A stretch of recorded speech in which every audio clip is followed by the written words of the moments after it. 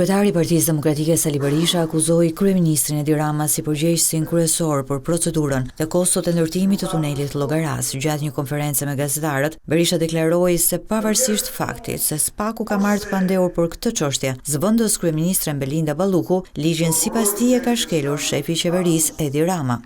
Kumbullat dhe dardhat i han Edi Rama, të tjerëve ju hedh bishtat nga mbrapa. Tuneli Llogaras është kryekput një nga aktet madhore korruptive direkt të Edi Ramës. Lubi Balluku është thjesht masha e tij.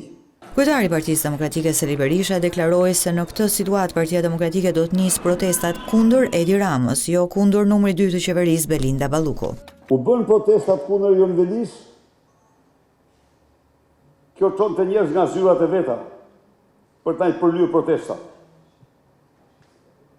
Nëse shkojnë në protesta aty, Eliza nxjerr gjysmë e Ministrisë së Jashtme. Jo statuat këtë, jo seminata. Ne do e kapim djallin për brirësh. Edhe ajo është i parë Edi Rama. Fillon dimri, historia e dimrit me Edi Rama. Do të ketë një dimër të fortë. Edhe ne do ja bëjmë edhe më të fortë. Berisha shpjegoi edhe shumën prej 1.6 milion dollarësh që Partia Demokratike i pagoi strategut fushatës elektorale Krisla Civita, duke vënë në dukje se ajo është shumë më vogël se sa pretendoi Partia Socialiste. Ekipi i La Civita, pa diskutim, ekipi më serioz i botës dhe bëri më të mirën e mundshme. Dha një ndihmë jashtëzakonisht të çmuar.